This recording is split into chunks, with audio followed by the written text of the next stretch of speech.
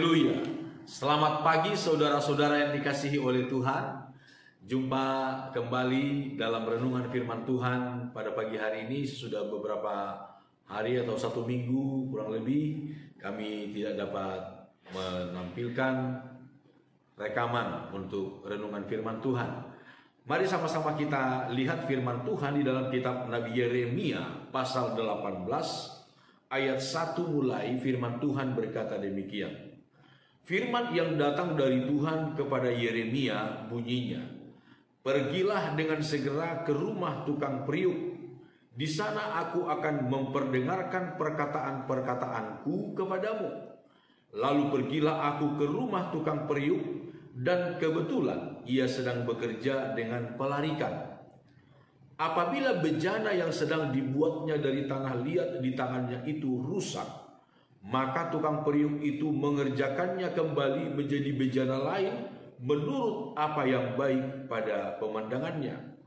Kemudian datanglah firman Tuhan kepadaku, bunyinya, masakan aku tidak dapat bertindak kepada kamu seperti tukang periuk ini, hai kaum Israel? Demikianlah firman Tuhan. Sungguh seperti tanah liat di tangan tukang periuk, demikianlah kamu di tanganku, hai kaum Israel." Saudara-saudara yang dikasihi oleh Tuhan, ayat-ayat ini menyatakan bagaimana kesanggupan Tuhan untuk membentuk kehidupan kita, untuk menjadikan kita menjadi sesuatu yang berharga. Dari lumpur, dari tanah liat, bahkan dari sampah, saudara-saudara, Tuhan bisa ubah sedemikian rupa menjadi satu barang yang bernilai sangat tinggi. Di sini Tuhan datang kepada bangsa Israel yang menolak untuk dibentuk oleh Tuhan. Menolak untuk dibentuk oleh Tuhan. Mereka mengeraskan hatinya, mereka tidak mau dibentuk oleh Tuhan menjadi satu bejana, satu alat yang mulia di tangan Tuhan. Mereka lebih suka dengan kehidupan mereka yang sia-sia. Mereka lebih suka dengan kehidupan mereka yang dalam dosa, saudara-saudara. Padahal Tuhan ingin merubah hidup mereka yang penuh dosa, yang penuh dengan kesia-siaan, menjadi satu kehidupan yang bermakna, yang berharga, baik di pemandangan manusia maupun di pemandangan Tuhan. Saudara-saudaraku yang dikasihi oleh Tuhan, Tuhan tidak pernah gagal dalam kehidupan kita. Kitalah yang seringkali tidak mau dibentuk oleh Tuhan.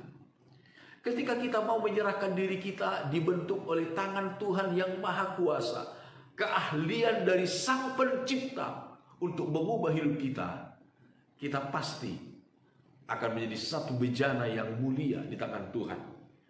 Paulus berkata kepada Timotius dalam 2 Timotius pasal yang kedua ayat yang ke-20, firman Tuhan berkata demikian. Dalam rumah yang besar bukan hanya terdapat perabot dari emas dan perak, melainkan juga dari kayu dan tanah. Yang pertama dipakai untuk maksud yang mulia, dan yang terakhir untuk maksud yang kurang mulia.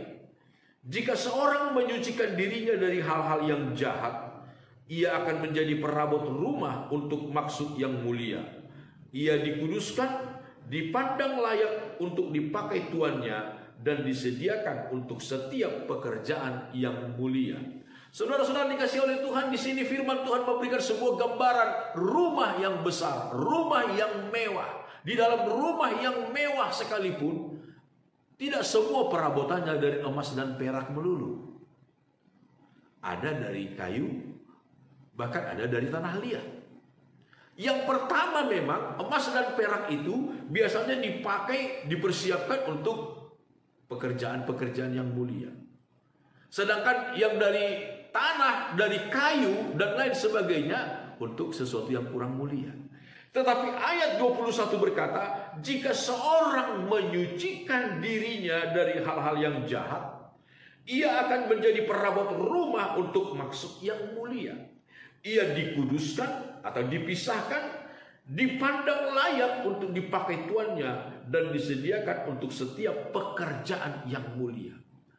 Kalau ada orang yang menyucikan dirinya, memberi dirinya dibentuk oleh Tuhan, saudara-saudara, walaupun dia bahannya dari sesuatu yang kurang mulia, tetapi ketika dia dibentuk oleh Tuhan, saudara-saudara, dia akan menjadi sebuah perabot rumah yang dapat digunakan, disediakan oleh tuannya, dikuduskan oleh tuannya untuk perkara-perkara yang mulia. Saudara-saudara dikasih oleh Tuhan, pelajaran yang dilihat oleh Nabi Yeremia dari tukang periuk. Walaupun bejana itu sempat rusak, tetapi ketika dia masih di dalam tangan sang tukang periuk, sang tukang periuk itu dapat membentuknya kembali menjadi satu alat yang lain.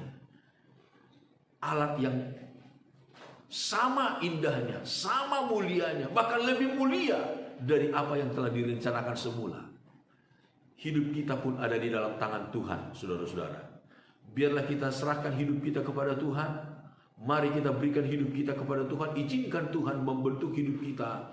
Dibentuk melalui firman-Nya, dibentuk oleh roh-Nya, dibentuk melalui keadaan lingkungan sekitar kita, saudara-saudara.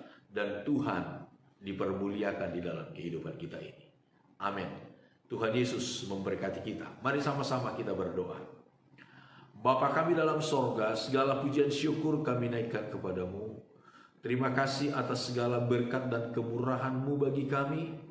Tuhan, kami serahkan seluruh hidup kami ke dalam tangan-Mu di sepanjang hari ini. Kemanapun kami pergi, dimanapun kami berada, Tuhan jaga, lindungi, pelihara kami. Naungi kami di dalam kekuatan kasih kuasa-Mu. Bungkus kami dalam kuasa keselamatan oleh darah Yesus yang mulia. Terpujilah nama Tuhan. Di dalam nama Tuhan Yesus Kristus kami berdoa. Haleluya. Amin. Selamat pagi saudara-saudara. Immanuel.